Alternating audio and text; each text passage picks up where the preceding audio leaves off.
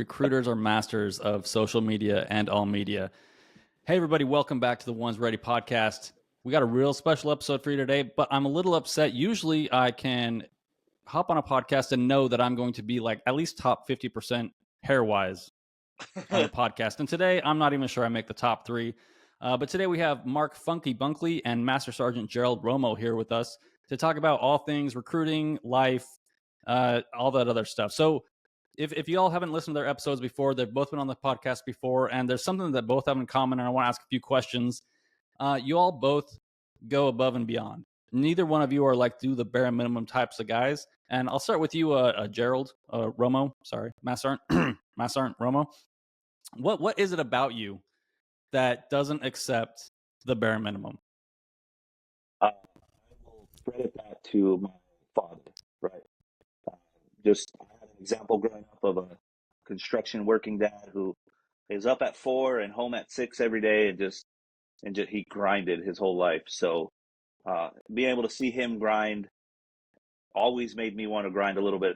So understanding that he can do it even as he got older, still doing it, and then just coming up with a sports background, right? It's you have to go above and beyond if you ever want to be good in that world. So to me, you get paid to do your job, but you get promoted to be great. So a lot of the times individuals expect because they do their job, they're going to get promoted. They're going to get all these extra things that come with it.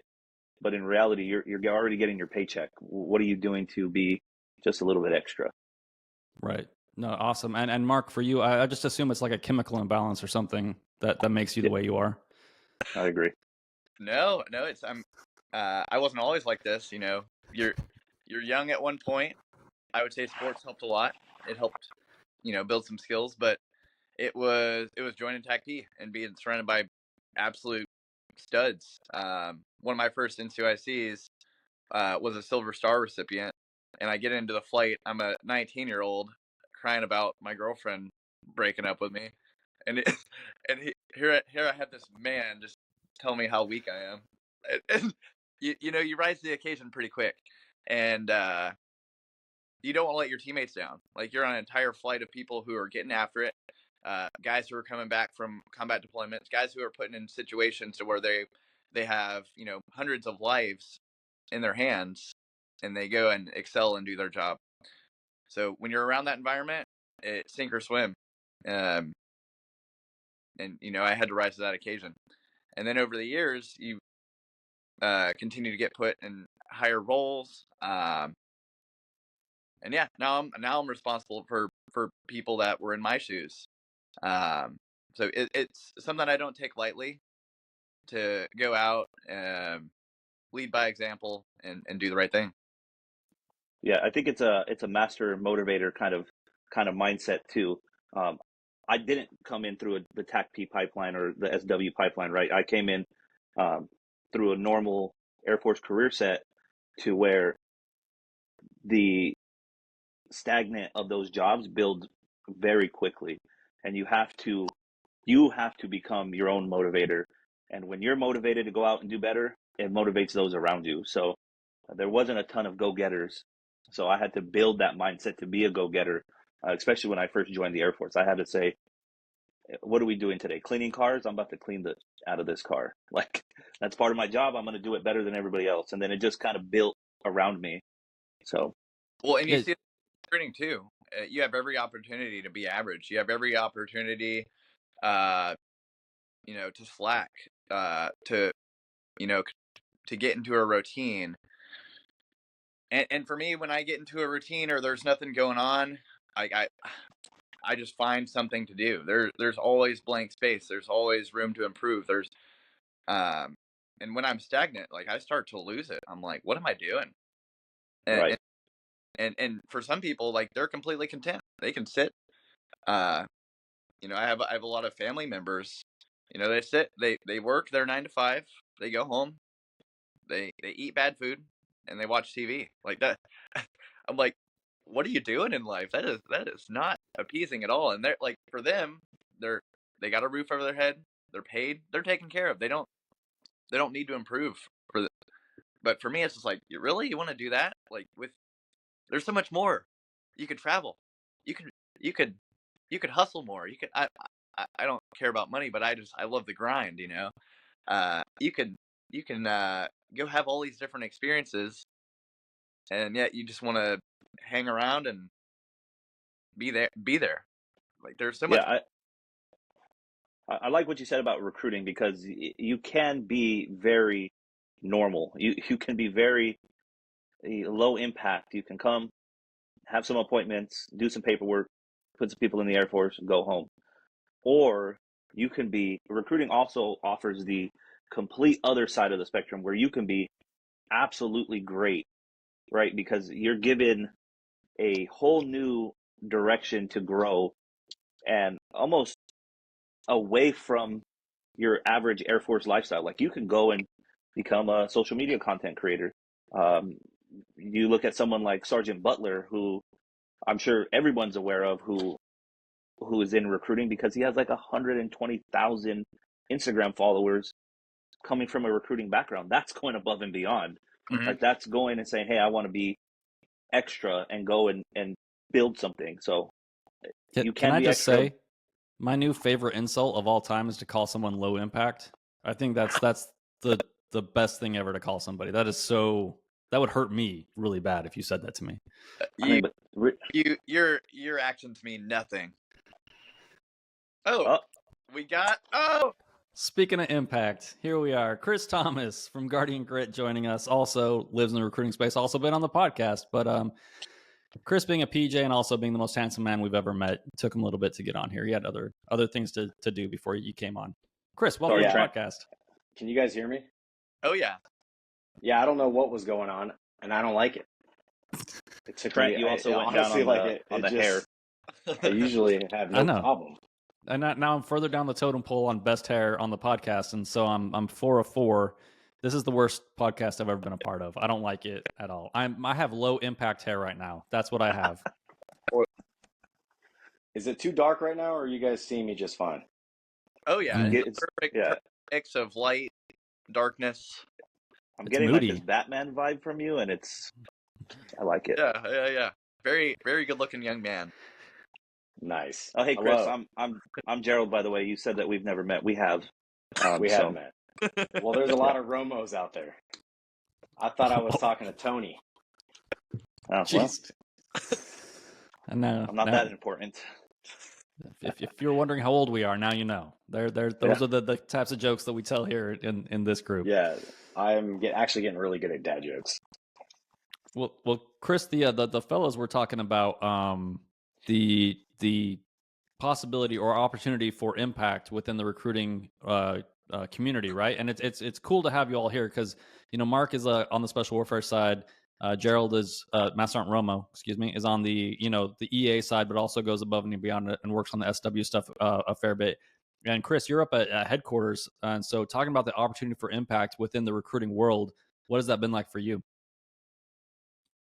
And you talk about impact in which category, because there's two impacts in the recruiter world. The impact that we have as recruiters, or impact the sales agenda. Not the sales agenda. We're staying far away from that. Okay, so yeah, impact. I know, right? I love impact, the sales agenda. So I get excited when I hear that. The impact that we have as recruiters, is that what you're asking? Yeah. I don't know. You guys went to the recruiter speak, and I got lost immediately. Yeah. So the impact we have is significant, guys. I mean, the better you are at recruiting, the more lives you can change. And I wish that every recruiter had that mindset of that this is purpose. A lot of recruiters, they get DSD'd, which means that you are at your squadron, and then they say, hey, you're going to go be a recruiter. And a lot of people can have that bitter mindset where they're like, man, this is going to suck, this is that. And then when they get in there, they complain about the goal, they complain about their locations and all this stuff. And it's like, man, what an opportunity to level up. What an opportunity to be better at communication, about networking and being resourceful and just being a better person. And so I encourage everyone to live in that moment of being a recruiter and leave recruiting and looking in the mirror and going, wow, I gave 100% and now I'm just a better person. Because if you spend 4 years in that bitter mindset, you really just wasted 4 years, and most likely you're probably a worse person at the end of that. And it can be difficult and it can be challenging, but that's what you want. You want the challenge in your life so you can level up and have those those mind calluses, and you're just going to be a better person. Your resume is going to look better, and so on. So that's what I got to say. No, I 100% agree with you. And it is such an impactful career path. I have two parts to that. On the last podcast, I talked about needing the opportunity and someone giving it to me, but my recruiter is still in recruiting. So, I mean, he's been in recruiting for a while now, but as he's getting set to retire, I still remember him just presenting me that opportunity. Like, do you want to get out of this situation, and do you want to go and do something new? So when I got into recruiting, that was my mindset. I have never been. I have a group trainer in here with me, so I hope he doesn't reach over and hit me when I say this. But I've never been about the numbers, right? Of like, oh, I have to meet this percentage. I only cared about people. And what that means is I will push for people the entire time. And those numbers eventually drive themselves. I remember during my time as an EA recruiter, I had a young man who was living in his car. Great kid. But he needed an opportunity. Scored great on the ASVAB, but he was living in his car. He had nowhere else to go. And he got in the Air Force, left to basic training. Eventually, he called me from, I want to say, Germany, where he was stationed, and he just was like, thank you, like in tears. Like, my whole life is different now. That's the true impact of what we do, is really providing that opportunity to change someone's life, because everybody that's sitting in this room right now or on this podcast has been impacted by what the Air Force has presented to them. Yeah, absolutely. And I think a lot of civilians, I think the main obstacle that they have to climb over is the challenge of just change. I think change is a big thing. Is you're comfortable in the area and the realm that you're in, and to make the the change from going from that to BMT and getting yelled at and going through special warfare, whatever it may be, that could be challenging. But what we like to do is, and again, we're not selling ShamWows. We're not selling freaking ShamWows. We're selling life. So you might not see what we see, and that's okay. But we can place the pros and cons. So like that guy or many candidates that I've had, where I place all the pros. I'm like, okay, you're gonna get free school. You're gonna do things. You're gonna travel. I mean, I could just list 100 things, and then I start to list the things of what's happening in their life, and it's like, you're struggling on money, you have no desire, you have no purpose, you think about bettering yourself every single day, and it just checks all the boxes. And it's like, I know the change is going to be tough, but everyone in this podcast and everyone you've seen in the Air Force, we all did it. If you think that, no one's different, we're all the same, and we've all had experiences in our past that suck, and we all suffer, and everyone's different. But I'm telling you right now, that leap is going to change your life. Exactly what Romo said. Yeah, we're not all equally as handsome, but we are all the same in some way, shape, or form. Hey, I wasn't handsome at first. When I went through the pipeline, shaved head, I had pimples all over me, pizza face. I weighed 130 pounds, and when I put my beret on, my voice actually dropped 2 octaves. Like, before I became a PJ, I actually talked like this, and that was just my normal voice. And then I put my beret on, and it was like, "How you doing? I'm a PJ now." And then they gave me this hair, so that was issued in the initial issue. So yeah, and the I was mustache, you got to issued earn this. that. It It was was like a Lego. It like clips in at the top, right? Yeah, exactly. I actually put it on this morning. The glue is tough after a while, but and it's expensive. That's but fair. The Air Force That's pays fair. for it. if you're not a good-looking guy, they fail you at PJ school. That's why I never right. tried. That's why I never tried. Can you imagine? I'm from. You're bleeding out, you're injured, and then some ugly dude who's weak and just shows up and is like, "Hey, what's up? I'm here to patch you up." You don't They're that guy. they're like angels. Like, they need to fit that aura when they come down, and they grab you like, oh my Lord, hello. It's funny though, because there are those guys out there, right? Like there's the possibility that some like dude that doesn't look that strong, he's all noodle armed and gangly, and you're like, how did you make it through Indoc and get to where you're at? And he's one of the best PJs you've ever met. And Chris probably has like 3 examples of the person that I'm talking about. And it's just like, how did you get here? Because I know we made fun of you all the way throughout the pipeline, and I know like no one, when you showed up, no one was like, this is the guy that's gonna make it. Yeah, I love that too, because as an instructor in Sieg Miller as well, and even in Bunkley, as we were TAC P and instructors across the whole realm, we would see guys who have the 8-pack, who have the chiseled jaw, who walk in with all this exuding confidence. And day one, he fails or quits because his girlfriend broke up with him. And then you get the guy who looks like pre-Captain America before he gets in the machine, and you're like, yeah, we'll see. And it just proves that the guys who make it, it's all reliant on heart. And that's all it is. We had this guy, his name is Lamage. He weighed like 120 pounds soaking wet, quiet, humble, and just absolutely crush the course. And at first you're like, there's no way. And then next you know, it's like, wow, this guy's still here 6 weeks, 7th week. And he is an absolute beast of a PJ. So yeah, you really never know. I never placed bets because I was always wrong. Dude, I remember that dude. I'll say 2 things. I'll say 2 things to that. I was that guy. I was the guy, young guy. I got my team smoked all the time. If you were to go back 13, 14 years, you'd probably have a lot of guys in my class be like, Bunkley, that guy's never going to make it. So that, I admit, I was one of those guys. But 2, once you actually get to the squadron and walk around, you walk around in STS, you walk around in ASOS, like, you're going to see a lot of dudes who are like, this guy's elite. Like, and it's, that's the average. Like, the average is being above the standard in these careers, and you see it just walking around the squadrons. But that's one of the problems and the hard things about recruiting, I think, sometimes is I know recruiters get to do base tours and all these other things. They've walked through the RQSs, ASOSs, and STSs, and they see these guys the finished product, right? And I think it's hard for them to imagine where these people started. So they're out there looking for like that the diamond in the rough, the guy that looks like the finished product. But that's not always the case, right? Like this has to be a struggle for you all to like listen to this. And, I'm on the periphery and I only see a little bit of it, but they're like, oh, I'm only looking for the guy that can run 800 miles and lift all the weights and do all the things. It's like, no. Like, we're looking for the dude that I can, smoke for 6 hours straight. And he still comes back to me and says, "Hoo-yah, Sergeant, is there anything else?" And that doesn't necessarily mean muscles or any of the other stuff. And that's why you take the Mark Bunkley route in recruiting, right? That's true. And this is not to hype him up because he's on here. He is the best scout that I've seen during my time in recruiting. He is the best special warfare product that any EA squadron could have, period.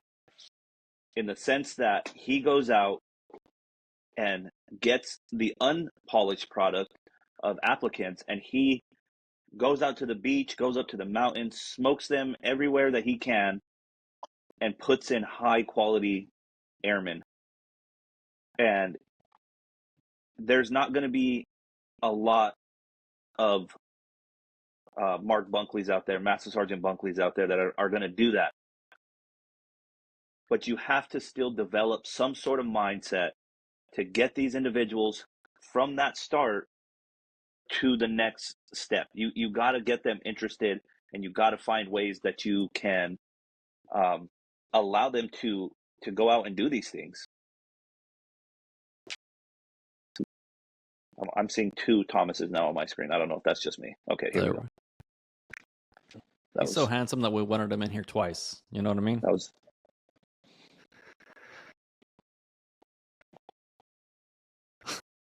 Yeah, but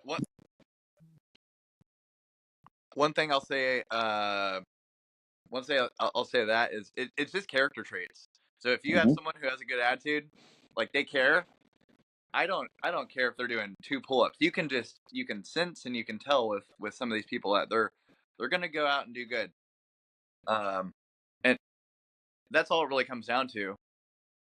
I mean, But those are the uh, two traits. Oh, sorry, you're kind of breaking up. I keep cutting uh, you off. one other thing I'll say is we do hear it a lot where they show up to a session and they say, "Oh man, I really want to do this. I really want to be here. I've trained my whole life for this." But for the bulk of people, we'll never see them again, or they'll spend months in our program and never get to the point of even passing an IFT. So, like when I was in TAC P and someone said they were going to do something, they would do it. In recruiting, I hear a whole lot of people saying they're going to do stuff and they don't do it. So I'm a little hesitant when I meet recruits. I don't spend a lot of time or effort in the new people that I'm just meeting, because for the bulk of them, they're going to waste my time. But if they want it, they're going to continue to improve. And there are a ton of people out there who I've seen do. For example, we have a guy. I won't mention his name because he's about to go into the pipeline. But we have a guy in Reno. First met him. I met him about 6 months ago. 0 pull-ups. Just saw him out in Lake Tahoe this weekend. The guy is fit. The guy visibly looks healthy. When I first met him, he was a little chunky. It's people like that they're going to go out and succeed. But you'd see him 6 months ago, and you wouldn't think much. Now, what you always say, like we need to target recruiting better. We need to target. If you want to get special warfare folks, you need to target special warfare folks. I'm going to spend the bulk of my time and effort going to athletic events. I'm going to go the bulk of my time and spend the most of my time around people who would go and succeed. And that's where we're going to get most of our recruits. They already have that discipline. They already have that background of working hard, being on a team. But there are some. It doesn't mean they need to have that background. Yeah, I'll say. Go ahead, Chris. Go ahead. So I'll say. All right, hey, we'll do Romo first and then Chris. All right. Okay. So I'll say two things that Mark made an excellent point, and this goes into any recruit that's looking at joining just the operational side of the Air Force or the special warfare side. It doesn't matter. You have to possess two qualities, and that's it: attitude and effort. If you have a good attitude and you put the effort in, you're gonna find your way to be successful here. But to jump on what Sergeant Bunkley was saying, yes, you want to target correctly for special warfare. I said this last time, it's a difficult mission to recruit for because recruiters don't do it properly. We only have one Sergeant Bunkley in the entire squadron. That's it, just the one. And when I say he's the hardest working guy, that's the truth. He's all over the place.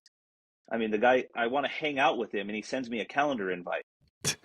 That's how busy he really is. So you should really pay attention to that. That one guy is out there doing all of this. Every recruiter listening, this is coming from an EA flight chief, like someone that I have six recruiters. I tell them the same thing: target properly. If you want special warfare, you want to build a program, you need to be in those gyms, you need to be in athletic programs, you need to be in the Spartan races and individuals that are doing triathlons and things like that. That's where you go out, you set up some special warfare stuff, and you say, hey, you stroke their ego a little bit. You're a badass, and I need to talk to you. Like we need you, because in reality, we need them. We need those elite level athletes. You look at it through a recruitment process through any kind of sports. If they're going to go play college sports, right? They are sending people out there to tell them, we want you. We need you, because you got to stroke the athlete's ego a little bit. They have to feel like they're going to go be a part of a team. It's no different from what we do in recruiting. You need to go out there and tell these athletes, I want you, I need you. You are going to be a fit for this program. Come try out. And we can't have Bunkley doing all the events and expect to have a healthy special warfare program. Each recruiter needs to go out there and find these people, listen to this podcast, hear what these individuals are saying, learn about special warfare, research special warfare. Call Sergeant Thomas. I'm sure he would love to TDY out to your zone and train you. I don't think there's any issues with making those phone calls. When I was on the bag, I absolutely did it. I went up to RST in San Antonio, and I met with the team up there, and they just gave me a full breakdown of special warfare recruiting for a full day. I got a tour of the squadron, everything, because I made that effort. Yeah, you definitely have the folks that like legit heard about pararescue or whatever when they were. Yeah, it's lagging a little bit. It'll all come out in the wash. The system will fix it, and it'll all be seamless when we figure this out. But we definitely have the folks that thought about doing it for a long time, like since they were kids, and are like that intrinsically motivated. And we also have the folks that have that chip on their shoulder that have failed at life, that are kind of maybe they had that athletic background, and I think this was me, and then kind of got lost in life or whatever and failed and fell on their face a whole bunch of times and are looking for that opportunity. And whether or not you're a great student in high school or a crappy student in high school, man, as long as you meet the minimum requirements, like I can't tell you guys how frustrating it is sometimes to get those DMs that are like, I just don't think that I'm the type of person that you guys are looking for. Like I don't fit the mold. Guys, that there is no mold. There's no mold other than your willingness to do the work. And I think that applies to everything. Like not every cyber guy that you meet out there, fits the caricature of a guy with the glasses that's like super nerdy, that like all he does is that, like not every, security forces guy is the same. It's all of us, it's about who you are on the inside, what you're willing to do and what you're willing to put into it. And if it's something that speaks to you, right? And I think we all remember that moment when we found something that spoke to us, and then we let go of our fear and decided to pursue this thing, even though we knew that there was a high chance of failure. Search out those individuals who will not quit. Not everybody comes from an athletic background. Not everybody comes from the same cut, but it is our job as recruiters to overall present the opportunity. If the opportunity is presented, you will see different people from different outcomes come and join our team. In reality, I am the complete opposite of everybody in this chat right now. Right? In reality, I am the high level athlete that I thought I was in high school, who did nothing with that. I would have loved to hit the pipeline and give that effort a long time ago, but I had zero idea that this was even an option or an opportunity for me. By the time I was joining the Air Force, I just wanted to join the Air Force. I had no other idea of I didn't even care what job I got, to be completely transparent. I just wanted to join the Air Force and get a change. But I do wish at times I could have been that 18-year-old who had a chip on his shoulder and was presented this same opportunity. And that's why I'm so passionate about this job, is because I feel that everybody, regardless of what decision they make, should be presented the opportunity for either just the Air Force in general, Air Force Special Warfare, all of it together. I love presenting opportunities to individuals and watching them kind of grow and make that decision. Yeah. I'm so passionate about this stuff because anyone who's lived this life knows how great it's been. Being in for 14 years, not every day was awesome. There was a lot of there was like months I absolutely hated going into work. Like it's not all rainbows and butterflies, but for the bulk of it, the very bulk of my career, I've gotten to travel the world. I've been all over the world. I've gotten to deploy. I've got to serve my country. I've met a lot of awesome people. The people that I work with are all excellent. Most people will never understand what it's like to be a TAC-P and go into work for years at a time, and just the caliber of people that you work with. And I didn't realize that until I got into recruiting, where I basically just like a civilian, I feel like. But that's something I miss the most. I miss going in, working out with a team. Everyone's cracking jokes. Everyone's getting after it. Everyone has a purpose. You ask someone to do something and they say they're going to do it. They do it. You guys go out and do really hard things. There's training missions. There's real world missions I went out on where you don't sleep for days at a time. You get rained on. You're living out of a rucksack. You're sleeping on the ground. You're dirty. no connection with the outside world. What's my family up to? I don't know. I'm living in this. I can hear myself echoing now, but you gain so much from this. You gain. I've gained so many skills. I think we're getting through this slowly but surely. So I do want to kind of.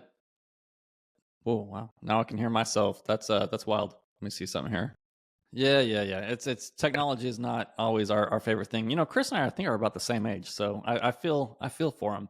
I did want to kind of change this. You know, we're at like the 35-minute mark here.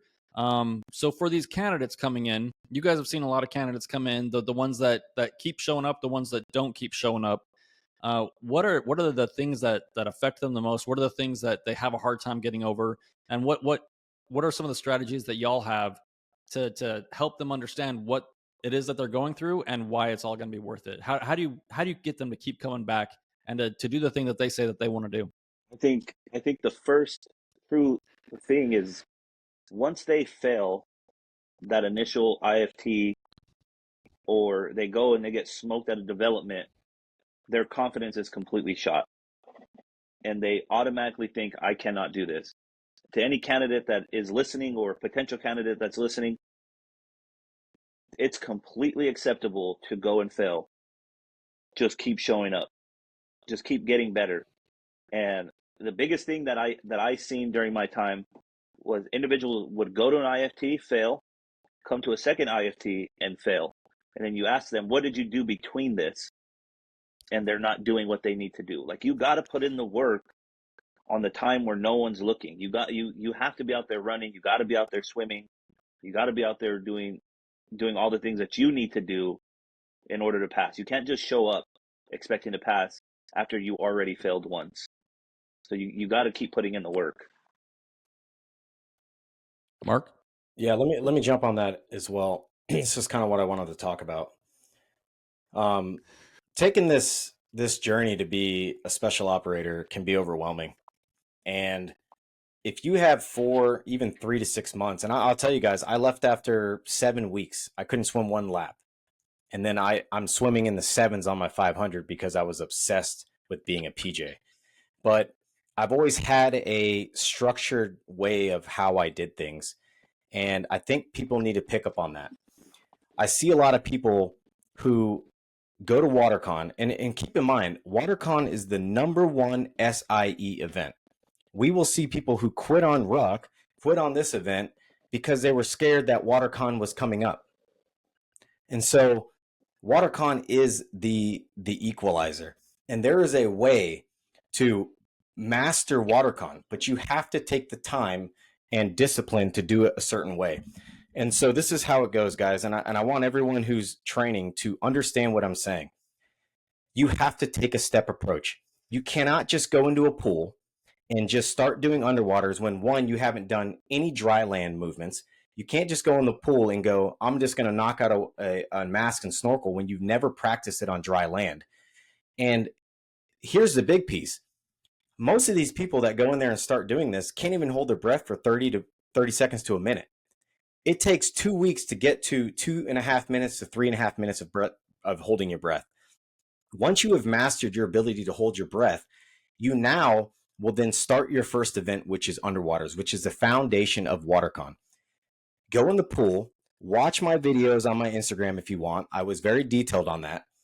And for the first week, all you do is 500 push off the wall. That's it. You now can hold your breath. Now master the push off the wall. Then you master the reset, or the pull. And you do that 500 times, 1,000 times. And then you master the reset. And then you do it over and over and over again till you have mastered your underwater. Now you have the ability to go do a mask and snorkel. You can actually get to your snorkel without freaking out. Because imagine trying to learn something and you don't know how to do it, and yet you're freaking out in the water. How do you expect to build your confidence at that level? You can't. It's the same thing with anything else we do. So then you practice your mask and snorkel sequence on dry land 1,000 times. And then you go to the water, do your underwater that you've mastered. Then you go to your mask and snorkel, and I guarantee you will master it within 3 tries. And then you do mask and snorkel over and over and over until you are ready to move on to the next thing. And if you think about it, you're only doing 2 weeks at a time for every single event, 3 weeks at a time. By then, it's only 3 months and you have mastered Watercon. But if you go to a session and you're only doing, okay, we're going to do 5 minutes of this, you're going to move to the next thing, it's going to be 20 minutes of this, 10 minutes of this. How do you master anything? You will be mediocre to lower on every single event. What do you expect? You have to take it in a methodical way. And if you have 6 months to train, you can be an absolute expert in your craft, which is Watercon and other things that you do. But you can't just go in there and just try everything when you don't even have the foundation. That's mind blowing. Hey, go read a book, but you don't know your ABCs. What? Don't make fun of the Marines. I mean, I know. I mean, but I'm serious. It's the same thing with anything. You know, when we go shoot on a range, what do we do, Bunkley, for the first hour? We're just dry firing into the berm. And then you go in and go shoot, and you're like, wow, I'm a pretty good shot. Well, yeah, because you've honed in your skills, dry land before you go live. And I think we need to take that step approach as a candidate. You need to master skills, and then your confidence will go up, your insecurities will go down, and you will be very, very successful. And you can relax at Watercon and be like, oh, this is easy for me. And yet we don't do it. Get me pumped in here. Yeah, well, you have to be very deliberate of how you're training, just like you said. But people aren't going to do that if they don't see a why or a purpose. So when they come out to these developments and they're around like-minded people who are doing the exact same thing, they're all training up. Likely they could be shipping together. When they're around that environment, it fosters a team mentality. And now they don't want to let their teammates down. Now they don't want to let their special warfare recruiter down. They don't want to let down Sergeant Romo. So it's important for us as recruiters to foster this team. If you don't, you're gonna lose. You're gonna lose more people. They need to have a solid why. And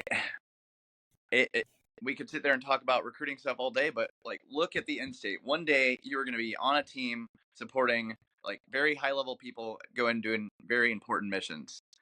I thought of that often when I was going through the pipeline. I was like, one day people are going to be relying on me. One day I'm going to be that dude who goes in and saves the day.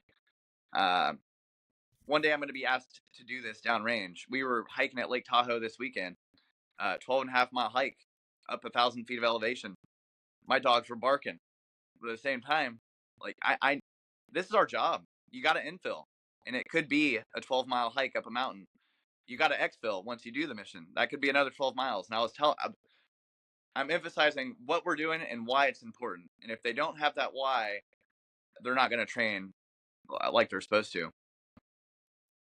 Well, Yeah, this is one of the absolutely. questions that we get a lot is how do I build grit and resilience, right? The first thing I want to say is not everybody's good at the same stuff too. So like you might have to spend as a candidate a lot more time on something else. And just because if you have like a teammate on your development team that's really good at one thing and he gives you advice, it doesn't mean that just because he mastered this thing in 2 weeks, you're going to do the same thing. But like it might take you a little more work, and that's fine. And honestly, the grinders are the people that we see that make it through these things.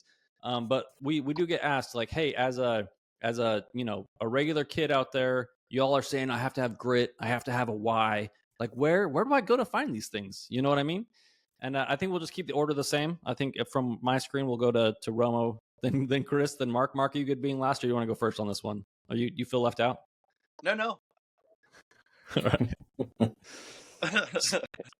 So when you meet these normal kids and these that are in their very first stages of development, coming into the Air Force, you have to get them to understand their why. You have to have those conversations with them. I don't want to get Sergeant Thomas all hot and bothered again, but you get into that impact, right? You really do get into that impact coaching module, and you understand their whys, and you understand their needs and their desires, and you hone on that. And it's not a sales tactic. So anybody that's listening that thinks that we're, as recruiters, we're trying to sell you on something? No, but we are trained experts Y'all into. are a bunch of liars. Let's be honest, right? Not me. Never lied in my life. All right. But in reality, though, we are trained experts in getting to know what drives you and pushing you down that route. Because at 18, 17, most of us in this chat needed that. Not everybody is a self-motivated go-getter at that age. You have to have a coach, a mentor, or somebody saying, hey, last week you told me that you were tired of this. Why are you not doing what we asked you to do? You need to go out and continue to push them because they need you. I know as recruiters, I'm talking to the recruiters now, it's exhausting at times to feel like you are constantly going out there and reaching out to these recruits to get them to do these things, but you are on your tracker, they may just be a very low number, but to them, you are very, very important. Your text messages, your phone calls, your in-person meetups, your development sessions, that is a huge deal to them. So make it a huge deal to you, and you'll see a ton of growth in your recruitment process. But to answer your question, it is the continuing of building their character at the start. You have to help them build their initial character, and then that alone will kind of give that grit to them. When they're working out, or they're getting smoked by Sergeant Bunkley, or they're out doing something, you have to be that inner voice to remind them, I'm here because of this. And that is the most important job of a recruiter, is to get to know your applicants and pull that need and that want out of them to help them understand what they're doing is important. Chris, you all hot and bothered? No, I absolutely agree with him, because when it comes to recruiting, your ability in what we call impact in the meat sections where you're meeting this person, it's nothing to do with sales tactics to the recruits out here. It has everything to do with building a bond between you, because once we have created trust, then it creates truth. And truth is going to give you the solutions that put you on the right path and what drives you, just like Romo was saying. So, like I said before, we're not selling ShamWows, we're selling life. We understand how great this life is in the Air Force. We all have successful lives, and some of us were not even close to where we are today. If you were to put like a list of who I was before I joined and who I am now, you wouldn't recognize it. And that was due to the Air Force. And that's due to my recruiter taking the time to get to know me and push the buttons I need to push, because he's right. At 18 years old, you are very impressionable, and you're only set on a certain amount of experiences at that young age, and you're still developing in your brain. And so we can guide you on what is going to drive you to want to do something like this. So, Mark, you up? Yeah. I'm up. You have to continue to show up. You're not going to want to show up. You're going to be tired. You want to stay up all night playing video games. You want to hang out with your girlfriend. Like, all these different things are going to stop you from doing the thing that you say you want to do. You got to shift your priorities if you want it. Just keep showing up. And every day is not going to be perfect. I can relate this to jiu-jitsu. Like, there's I don't want to go every day. Some days I'm beat. Some days I'm exhausted. Some days I just don't want to think. Some days I'm not very deliberate in my training. Some days I just go and goof around on the mats. But every single day you show up, you're going to improve. You're not going to improve 10%. You're going to show up. You're going to make very minimal and little gains every single day. But the second you stop, you take a 2 weeks off, you're starting all over again. When you're in the pipeline, every single day you wake up in basic training, you're not going to get enough sleep. You're going to wake up at that early morning, wake up 4:30. You're going to be making your bed like, I don't want to be here. Every single day before SWIC, after you just worked out for 8 hours the previous day and you're hurting, everyone's alarms going off and you don't want to be there. If you continue to show up, you're going to get to where you need to be eventually. This doesn't come overnight. So going back to your question, like, how do I find grit? How do I find drive? It doesn't just come to you. And then there are days, and a lot of the days I wake up and I'm like, hell yeah, time to get this bread. You just get that motivation. You get that motivation over time. You build that confidence. But the biggest thing is you just got to keep showing up. You got to keep putting in the work even when you don't want to. Yeah, Yeah. I was talking. Sorry, Gerald. I think with that being said, I think everybody, all the operators on here, just even myself in my career path, we can all say one thing. When you are in the moment, it feels like the worst thing. But when you finish the moment and you graduate or you make it to the next step, that is the most untouchable high that you will ever get, because you have just done something that 99% of the people that you know could never accomplish, that will never even attempt to accomplish. There is nothing like the feeling of going into something scared, tired, beat up, beat down, whatever you want to call it, sticking it out and coming over the other side and saying, like, I did that. Like that's an unbreakable characteristic. There's 2 times in my life where I just felt an overwhelming sense of joy. And the first one was when they said you can now blouse your boots and don your beret. Like I was like, I had tears in my eyes. I wasn't bawling, but I was holding back tears. Just a single tear. I remember getting to basic training and be like, what am I doing? I remember getting to TACP prep and being the guy that is messing up my gear layout and my entire team's getting smoked because of me. I remember getting to the TACP schoolhouse, starting with 60 people, and knowing only 10 to 15 of us were going to graduate. And I was the youngest person in my class, thinking, how am I going to get through this training? How am I going to be one of those guys? This ain't even possible. And then I just kept showing up. We had a task eval. I'm like, okay, got to study the radios because we got a test this week. Okay, we're going to be doing a PT test. Maybe I should get some sleep tonight and stretch. I just kept showing up. Second time in my life where I felt an overwhelming sense of joy was graduating Ranger School. I remember being in tech school and watching Surviving the Cut and thinking to myself, like, how do people do this? This doesn't even seem possible. Getting 2 hours of sleep a night, walking through the swamps. People are slow sleep deprived that they're falling off mountain cliffs. Like, and then you go and you're like, okay, well, this sucks, but it's doable. But looking back to the times where I thought it wasn't ever going to be possible and I just kept showing up and doing it, overwhelming sense of joy, overwhelming sense of pride in everything I've been able to accomplish. And then doing the job. I would say this is another time that I look back and say I'm very proud of what I did. Just everything I did throughout my career, all the deployments, all the TDYs, all the foreign militaries I've been able to help, all of the troops on the ground I've been able to support with close air support. In the moment, it's not gratifying. You're stressed. You're stressed as shit. Like, I don't want to do my job wrong and kill friendly forces. Like, my teammates need me. It's stressful. It's very stressful. So it's not like you do your mission and you're like, oh man, this is it. Cool. I'm done. That was rewarding. The mission's never over. So being out of that world now and just being able to look at all the things that I've done, yes, like it's important, and I'm very proud of everything I've been able to do in my career.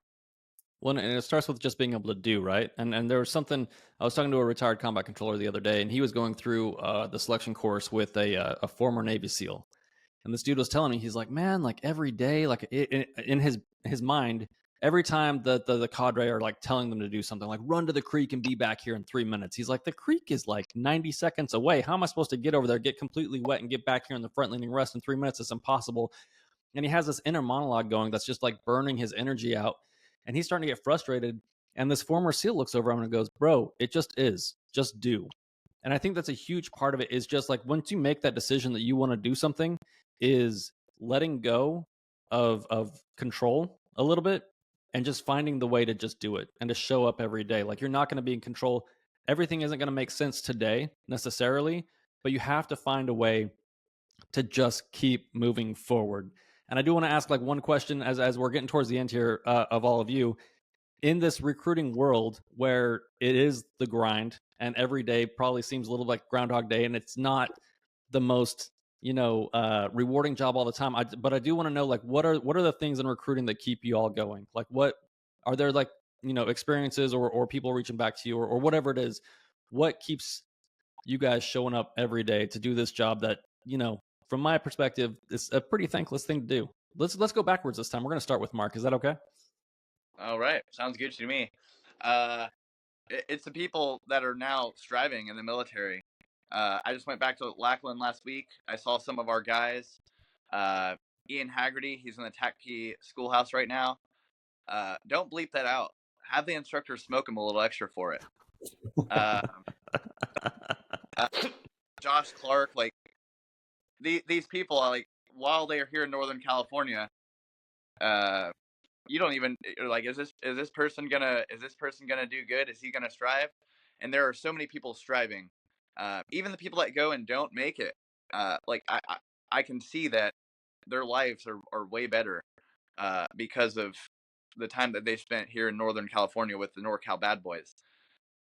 So it's the people. Like we are changing so many lives, and like we're giving a lot of people the opportunity that we got and allowed us to strive. So that's what keeps me going. Chris, you're up. Hit us with the Yeah, goodness. so that's a great question, and there's so many different things I'd love to talk about. I know our time is short here, but I just did last week. I was jump master out of a helicopter and we did 10 different lifts. I'm throwing out static line, I'm throwing out free fall. And what was cool was that 4 out of the 8 guys that we were throwing out, I put through NDOC. So here I am with this guy.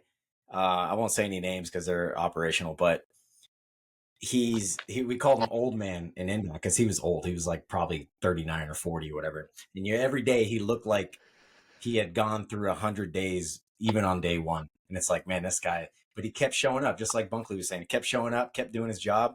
And next thing you know, last week, I'm skydiving 10,000 feet, fist bumping with him. And it's just crazy to see that the motivation that we give and just inspiring people to not give up on themselves based on their past experiences and what they think they are. And to see them years later doing something so great. And the effort, when you have purpose, waking up, you no longer care about the outcome. That's really what it is. I don't care about the outcome. I just put in work every day knowing that this is my purpose to help other people. I am a humanitarian. And so waking up, if I only got 3 hours of sleep and I have to go do an event or I have to go talk to this person, I don't get mad about it. I'm not like, oh my gosh, I got to reschedule this. No, it brings me joy to wake up and actually do something great. And we all have our staple in everything that's happening in the universe right now. And right now, as recruiters, it's your job to be a recruiter. If it's a candidate, it's your job to be a candidate. And as a PJ or whatever it may be, but that's our purpose, and living in that is great. And I think this job has been probably the best 4 years of my life, to be honest. The people, the candidates, what I've learned about myself and what I've learned about other people, and it's just been great. So that's my answer. No pressure, Master Romo. Yeah, how the hell do I follow that up? I haven't jumped out of anything fist bumping anybody, but I mean that's fair, I guess. Yeah, okay. Let me gather here. No, but like everybody said, I have a huge vantage point right now as a flight chief that our other 2 partners in here don't have, because I see a lot of recruits come through Space Force, Air Force Special Warfare, dating all the way back to my time as a recruiter in Oklahoma City. But I will agree with Sergeant Thomas on the fact that this is the most rewarding job. It is the most rewarding job in the sense that you have changed someone's life. You have changed someone's family's life. Social media is amazing nowadays because your prior recruits and everybody can follow your pages and you can see them. So going on my work page and seeing individuals that I put in the Air Force now married or maybe having kids or PCSing from Germany to Japan or somewhere in the States, like you were the starting point of that conversation. That person's life is now better because you answered the phone, met with them, and overall you cared. I think as a recruiter, speaking to any recruiter that's going to listen to this, anybody that has an opportunity to meet with a recruiter, all you have to do is care about your applicants, and the seed will plant itself and it will grow. So really take the opportunity to get to know your people, love your people, help them, and help change their lives. And at that, you'll see the most rewarding job in the Air Force. Yeah, you're Maybe definitely... you won't jump out of planes, but I mean, yeah. And you'll work with a bunch of hot dudes. Piles of dudes. Yeah. But you're definitely an inflection point in everybody's life. And I think that's something, if you go to everybody that's in the military right now and you ask them about the recruiter, everybody remembers the recruiter, at least something about the recruiter. Like there is very much a before and after moment in your life, right? And you got to be a huge part of that. And I think for recruiters too, maybe don't set expectations for these people, let them do it themselves. Because I know my recruiter, there is no way that he foresaw the way that my career was going to go. And I don't think he really cared. He just wanted to get me in the front door and let me do my thing. And it was awesome. And I'm still grateful for that dude to this day. But we do end every podcast with advice. And you guys can pick the order. I'm not going to manage this show anymore. But you know, our audience that we're trying to talk to, obviously, for the most part, are the folks that are thinking about joining. And we used to say that was like, 15 to 25, but now it's more like, I don't know, 15 to 35 are folks that are coming in these days. And so if you have like one big piece of advice that you guys want to put out to those folks today, please throw it out there. Can it be like 3 minutes long? It's your podcast, bro. Okay, so I want to put this out before you guys, and I'm going to give you a mission that I did and kind of an experience that I've had. So I always ask this question. There was this book called Outliers. There's a chapter in there about 10,000 hours. Would you rather have someone who has done something wrong for 10,000 hours or someone who has done something right for 1,000 hours? And most of the answers say, I'd go with the guy who's done it right for 1,000 hours. So with that being said, I also say that smart people learn from their mistakes, but a genius learns from others. We have so many resources out there right now for you guys to perfect your craft. You have to take the time to learn what's right so then you can execute it the best possible way. And so I'll tell you guys a mission that I did in Afghanistan. We fly in on a helicopter, we land on the ground, we're running through this cornfield, we pick this guy up. He's an Afghan, he's probably 25 years old, and his right leg was completely blown off. And his leg looked like spaghetti. It was insane. Just, I've never dealt with an actual injury like that. You do a lot of training, but sometimes you see injuries that you haven't really actually seen in a real person. So this leg looked like spaghetti. I try to wrap it as best as I can. And we go to the surgeon for my handover. And I'm like, here you go, sir. And the surgeon looks around and goes, hey, who the hell did this? And I'm like, of course I'm going to speak up. I said, that was me, sir. He goes, this is the worst crap I've ever seen. I've never seen this bad of a rap. And so my team leader looks at me and he's pissed off. He's disappointed in me. So we go back to the hooch. It's quiet. And he goes, hey, here's a video on how to do this. I'm going to show you how to do this in person. And then I'm going to do, and then you're going to do. And so I had to do that rap 500 times in our little hooch in between missions. And so what do you know? 2 weeks later, I have a patient. We pick him up, put him in the helo. Same, right foot looked like spaghetti from an IED. I wrapped this thing up as if I've done it 500 times. And it was like an art. And I go back to the surgeon, I hand him over and I say, here's your patient, do the whole handover. And he goes, hey, who did this rap? And I was like, I did, sir. And he goes, this is the best rap I've ever seen. And so the moral of the story here is there is a right way to do things, and sometimes you have to take the time to practice that, and sometimes you're going to learn the hard way.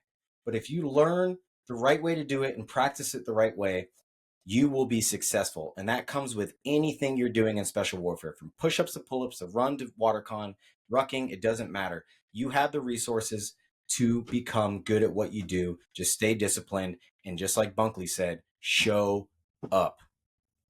That's all I got to say. Heck yeah. Yeah. It's hard to follow up. I think Mark's gonna cry again, just like after Ranger School graduation. He's got like a single tear. He's like, that was so motivating that like he's tearing up a little bit.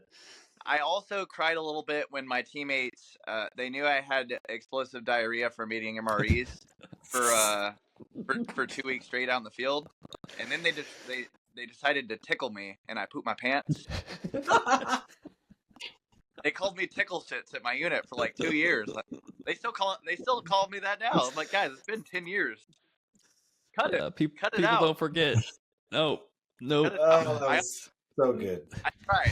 I cried a little. I was like, I can't believe they're doing this to me. But I'll go back to what we were talking about. There's way too many times in my career. There's way too many times in my career where I thought to myself, I can't believe this is my life. You live an incredible life in Air Force Special Warfare. Being 20 years old in the back of a Striker, which is like an armored vehicle. My JTAC's asleep because he hasn't slept in 2 days, and I've got a rover screen up in between my lap. I'm sitting in between ammo cans and MRE boxes, middle of nowhere, Afghanistan, complete darkness because they don't even have electricity out there. And we're about to roll into an Afghan village the next day.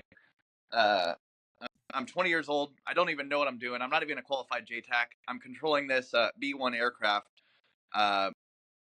Who their sensors are looking into the village, and I'm getting this data and I'm passing it back to the commander.